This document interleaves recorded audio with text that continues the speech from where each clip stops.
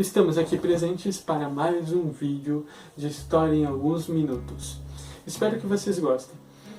Hoje eu vou falar de matemática, não tão, digamos, atrativa quanto quadrinhos e também não tão atrativa quanto entretenimento. Mas eu acho que é algo que está presente no dia a dia de todo mundo e as pessoas não percebem. Algo que está presente o tempo todo e que de fato está presente até mesmo aqui nesse vídeo. Não vou falar de tecnologia hoje, pelo menos. Vou falar sobre o alfabeto. E quando eu disse presente aqui no vídeo, olha só a minha camiseta. Olha aqui, tem algumas letras. Pois bem, olha, para planejar essa videoaula também tive que escrever, tive que utilizar o alfabeto. Todo mundo convive com o alfabeto, mas poucas pessoas sabem profundamente sobre essa ferramenta que elas utilizam e todo o processo histórico que elas sofreram. Não que eu saiba muito, realmente eu não sei muito. O pouco que eu estudei para vocês aqui apresentar ainda o mínimo do mínimo para realmente você ter um conhecimento sobre todo esse processo histórico que esse alfabeto que me ajuda a escrever, esse alfabeto que ajuda vocês pesquisarem aí, escrevendo na internet, esse alfabeto que auxilia vocês a lerem as coisas, bem, possui uma carga histórica muito grande. Uma carga histórica que pode ser relacionada com uma série de outras coisas. E vocês vão ver no decorrer do vídeo. Então, uma das coisas que eu quero deixar bem claro aqui, que por mais que a gente vai falar do alfabeto latino, deixando bem claro, especificando, não vou aqui falar sobre hieróglifos, nem alfabeto grego, nem alfabeto fenício, muito menos os alfabetos dos países orientais, porque seria uma coisa muito doida de se fazer, então provavelmente não teria tempo suficiente para isso. E vocês também se encherem um saco na metade do vídeo. Então eu vou falar aqui sobre o alfabeto latino, ou o alfabeto romano. Mas quero que vocês tenham em mente a seguinte questão. O alfabeto, por mais que tenha se originado mais ou menos no século 7 a.C., e por mais que ainda hoje seja chamado de alfabeto latino também, ele sofreu transformações constantes durante todo esse processo. E provavelmente ainda hoje está por sofrer transformações. Então é importante vocês perceberem essa questão.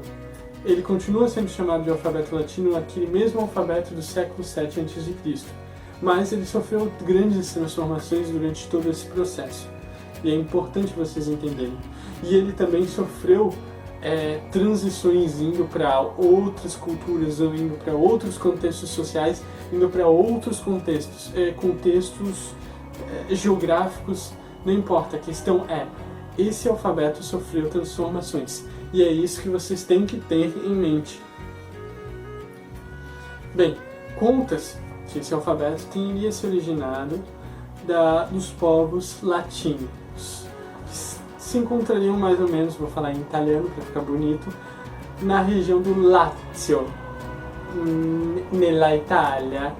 Bem, na verdade naquela época não se chamava Itália, no século 7 a.C. não se chamava Itália, muito menos Península Itálica. Mas para facilitar, quero que vocês compreendam que seria aonde hoje seria Roma, e aonde hoje seria, logicamente, essa Península Itálica.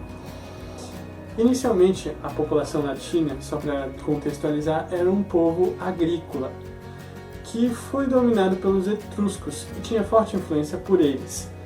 Até é interessante perceberem que esse alfabeto latino, esse alfabeto romano, na verdade sofreu grandes influências do alfabeto etrusco. E esse alfabeto etrusco também sofreu influências do alfabeto grego.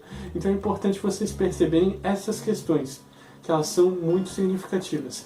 Já desde esse processo, já estava sofrendo processos de transformações constantemente antes mesmo de existir o próprio alfabeto latino.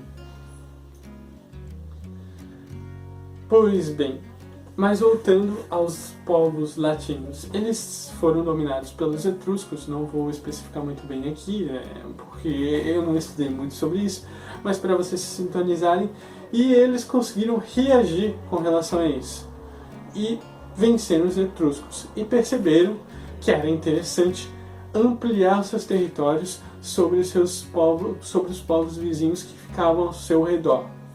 E foi isso que fizeram. Posteriormente, esse povo latino deu origem ao povo romano. Quero que vocês entendam aqui que esse povo romano continuou com essa política, essa campanha de expansão. E expandiram por toda a Península Itálica, que é onde hoje chamamos Península Itálica, os seus domínios militares e seus domínios culturais também. Porque no dado momento que vem esses militares e dominam novos povos, esse alfabeto e a língua que é falada por eles vai estar cada vez mais presente nesses povos dominados. E isso é muito importante entenderem. Esse primeiro processo de dominação da Península Itálica. Mas os romanos não pararam só na Península Itálica. Para quem estudou história na escola, ou pelo menos prestou atenção e não dormiu em sala de aula, eu sei que às vezes pode ser difícil, esses romanos continuaram a ampliar suas dominações, virando o Império Romano que nós conhecemos. Eles chegaram até a Grécia Antiga, expandindo, na verdade, para todos os lados, e cada vez mais tomando conta também das redondezas do mar Mediterrâneo. Entendeu? Aqui também no norte da África, como influenciado fortemente por essa por esse Império Romano.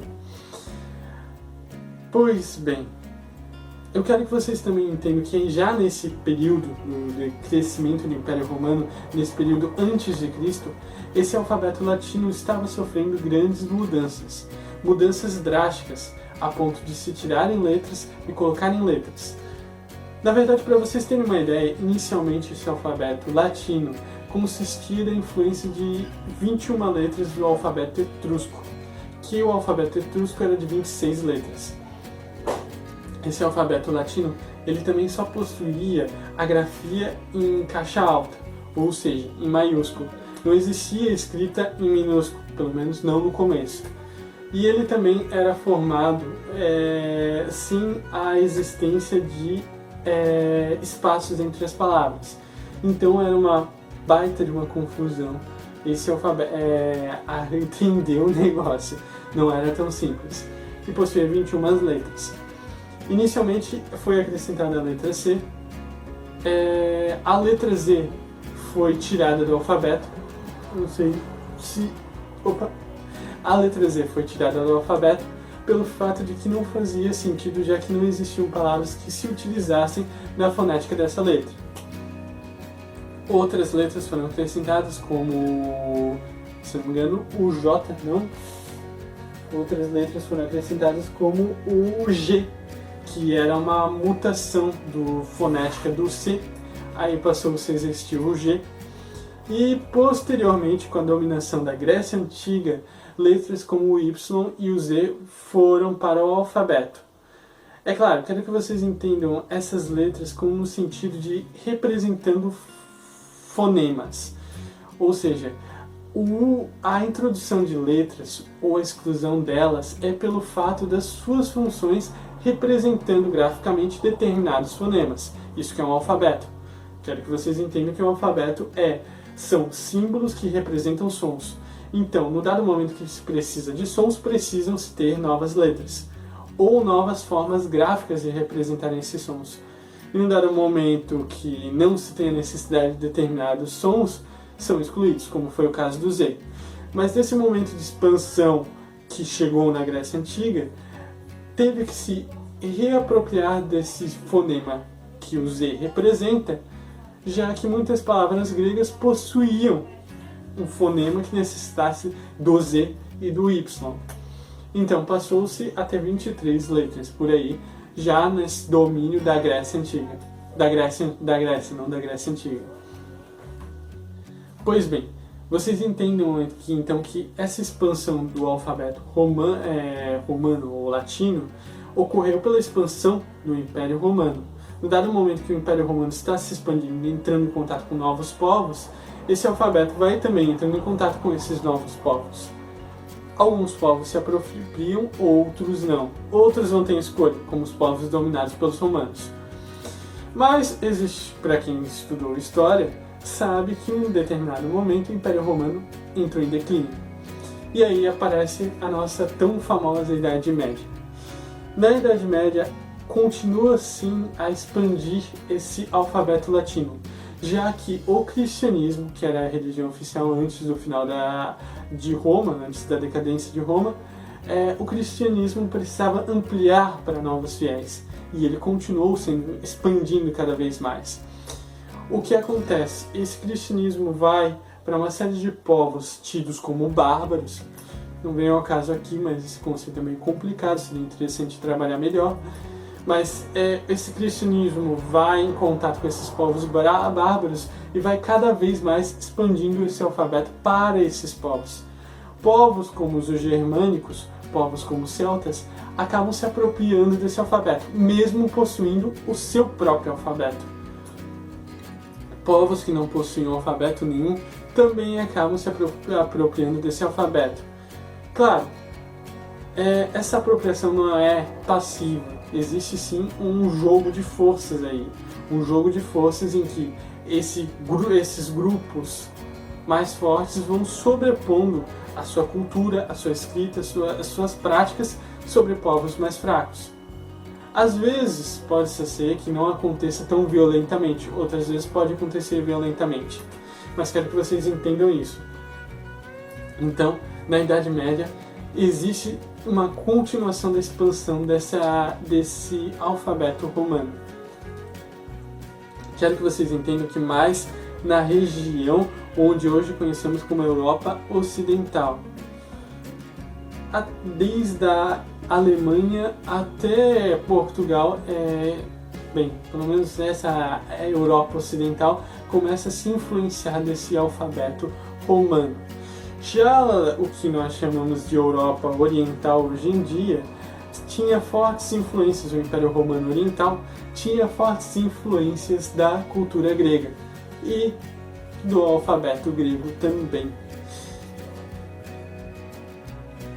Pois bem, dentro da Idade Média também foram introduzidas novas letras.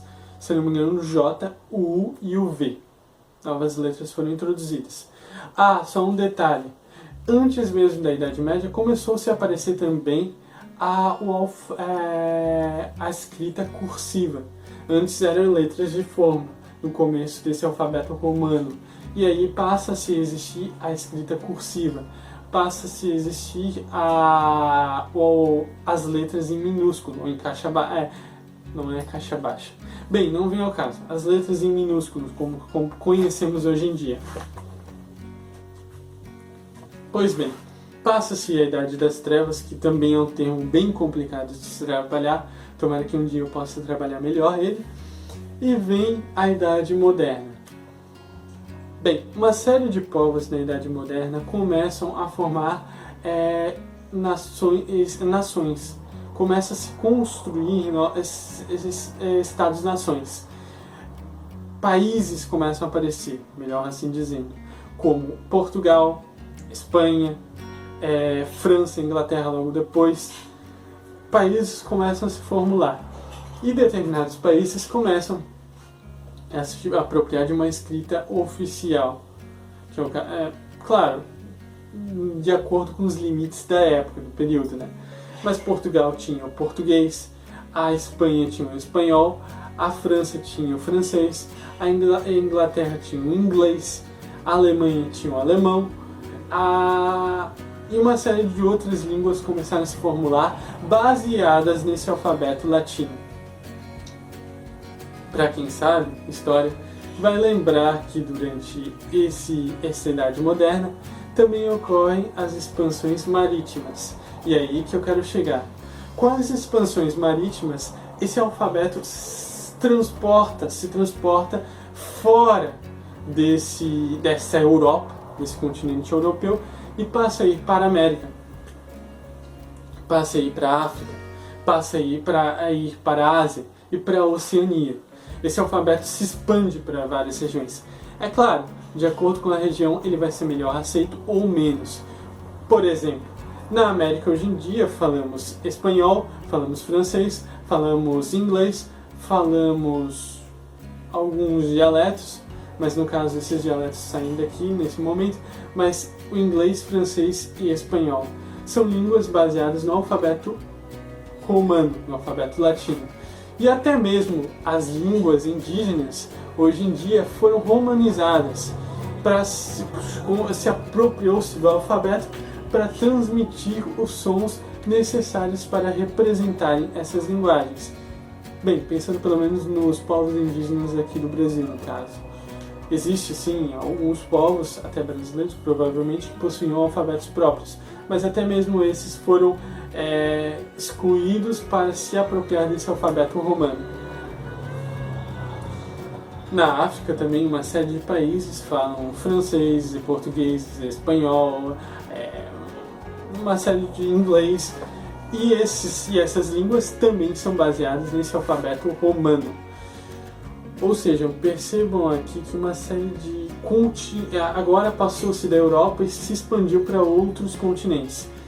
Teve uma menor presença no continente asiático, mas mesmo hoje em dia esse alfabeto é tido como muito importante internacionalmente, e muitos países, por mais que possuem seu próprio alfabeto, se apropriaram desse alfabeto romano e romanizaram sua língua. O que eu quero dizer com isso? Por exemplo, alguém que entende de japonês sabe que existe o Romanji. É uma forma para facilitar até mesmo o ensinamento da língua. Como funciona isso?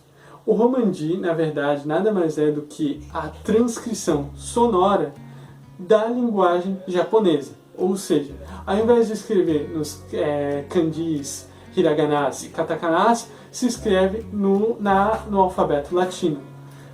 Watashi wa baka desu, alguma coisa assim. Então se escreveria no alfabeto latino.